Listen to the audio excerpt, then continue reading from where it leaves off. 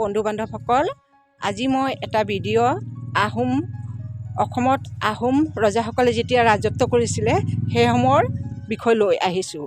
আমাৰ অসমত যেতিয়া আহোমসকল আছিল, আহোমসকলে ৰাজত্ব কৰাৰ সময়ত মুছলমানসকলে কেইবাবাৰো আহোম ৰাজ্য আক্ৰমণ কৰিছে, কিন্তু সম্পূৰ্ণৰূপে তেওঁলোকে অধিকাৰ কৰিব পৰা নাই। 1558 খ্ৰীষ্টাব্দত যেতিয়া দিল্লীৰ ৰজা আছিল শ্বাহজাহানৰ 4জন পুতেক আছিল, দাৰা, ছুজা, মুৰাদ আৰু ঔৰংজেব। আৰু সেই সময়ত শ্বাহজাহানৰ অসুস্থ অৱস্থা হৈ গৈছিল, সেইকাৰণে পুতেকসকলৰ ভিতৰত কাজিয়াৰ সৃষ্টি হৈছিল। আৰু সেই সময়ত আমাৰ আহোম ৰাজ্যৰ ৰজা আছিল জয়ধ্বৰ সিংহ আৰু কোচবিহাৰৰ ৰজা আছিল নৰনাৰায়ণে। নৰনাৰায়ণ যেতিয়া গম পালে যেন দিল্লীৰ ৰজা শ্বাহজাহান অসুস্থ হৈছে, পুতেকহঁতৰ ভিতৰত ভেদভাৱৰ সৃষ্টি হৈছে, তেওঁ কি কৰিলে, নামনি অসমৰ কামৰূপ, গুৱাহাটী চব নিজৰ অধীন কৰি ল'লে।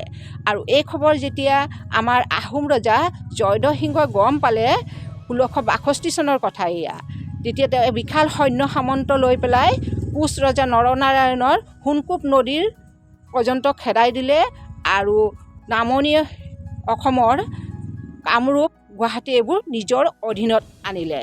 এই কথা যেতিয়া দিল্লীৰ ৰজা হ'ল, তেতিয়া ঔৰংজেবে দেউতাকক জেলত ভৰাই দিলে শ্বাহজাহানক, আৰু ভাইকেইটাকক হত্যা কৰি নিজে দিল্লীৰ ৰজা হ'ল। তেওঁ ৰজা হৈয়ে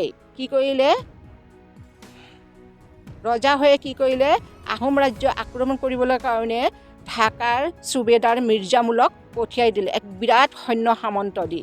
তেওঁ বিৰাট সৈন্য সামন্ত দি পেলাই আহোম ৰাজ্য আক্ৰমণ কৰিবলৈ আহিলে, ব্ৰহ্মপুত্ৰ নদী দি পেলাই আহি পেলাই প্ৰথমতে শিৱসাগৰ কেইবাখনো ৰাজ্য নিজৰ অধীনত কৰি ল'লে। তাৰপিছত তেওঁ আহিলে টিপাঙত আহি গড়গাঁৱত আহি তেতিয়া আহোমৰ ৰাজধানী আছিল গড়গাঁও।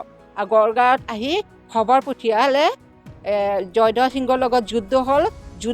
জয়ধ্বৰ সিংহই পৰাস্ত হ'ল আৰু পলালে।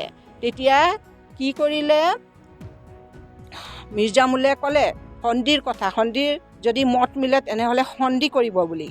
কিন্তু তেতিয়া জয়ধ্বৰ সিংহই মান্তি হ'ল, ক'লে হ'ব। টিপাঙত আহিলে আৰু টিপাঙত কি কৰিলে, দুয়োপক্ষৰ সন্ধি হ'ল। সন্ধিৰ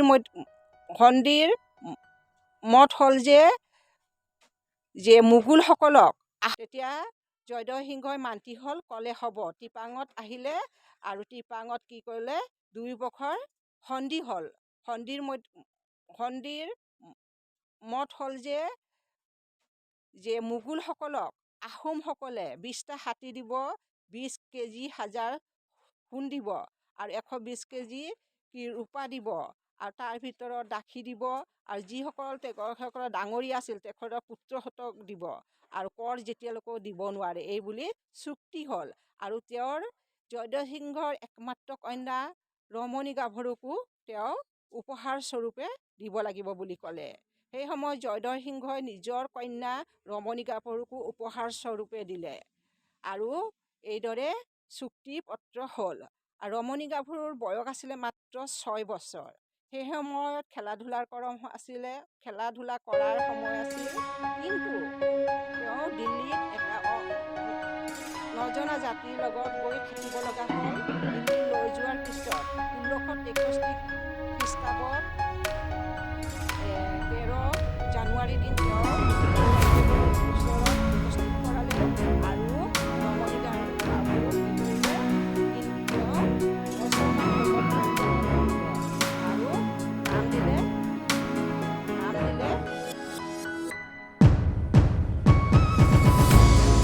নাম দিলে ৰহমত বেগম বুলি নাম দিলে। আৰু যেতিয়া তেওঁ 13 বছৰ বয়স হ'ল, তেতিয়া ঔৰংজেবৰ তৃতীয় পুত্ৰ মহম্মদ আজেম শ্বাহৰ লগত তেওঁ নিকাহ কৰি দিলে। তেওঁ এইদৰে দিল্লীতে থাকিবলগীয়া হ'ল, নিজৰ মা দেউতা জাতিগত চবক এৰি। কিন্তু তথাপিও নিজৰ দেশক ভাল পাইছিল, সেইকাৰণে কি কৰিছিল, দেশৰ প্ৰতি তেওঁৰ তেতিয়াও ভালপোৱা ভাৱ আছিল। অলপ দিনৰ পিছত যেতিয়া মহম্মদ আজেম শ্বাহে আজেম শ্বাহে গুৱাহাটী আৰু নামনি অসমৰ কিছু ঠাইত মোগলসকলক ক'লে লালুকখোলাক দি দিবলৈ কাৰণে, কিন্তু লালুকখোলাই এক অন্যায়কাৰী ব্যক্তি আছিলে। তেওঁ 4 লাখ টকাৰ কাৰণে গুৱাহাটীক যুদ্ধ নকৰি এনেই এৰি দিলে। এই খবৰ যেতিয়া ৰমণী গাভৰুৱে গম পালে, তেওঁ ক'লে মমাইদেউ দেশৰ লগত এনেদৰে অন্যায় নকৰিবা। কিন্তু লালুকখোলাই এই কথা মান্তি নহ'ল আৰু তেওঁ এইগৰাকী ৰমণী গাভৰুৱে আহোম বংশত জন্ম লৈও আৰু মুছলমানৰ লগত বিবাহ হৈও কিন্তু নিজৰ জাতি নিজৰ দেশৰ কথা কেতিয়াও পাহৰা নাছিল, সদায় সুকল্পনা কৰিছিল আৰু তেওঁৰ মৃত্যু হৈছিল ঢাকাত। আহোম বংশৰ বহুতো ৰমণীৰ জন্ম হৈছিল, খালি তেওঁলোকে ঘৰুৱা কামতে লিপ্ত নাছিল, তেওঁলোকে ৰাজনীতিতো ভাগ লৈছিল।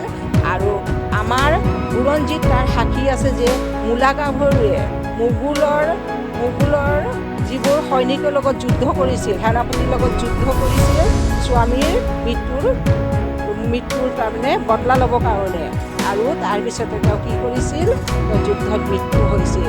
এনে অনেক কাহিনী পোৱা যায়। আহোম ৰমণীৰ কীৰ্তিৰ কথা ক'বলৈ আমি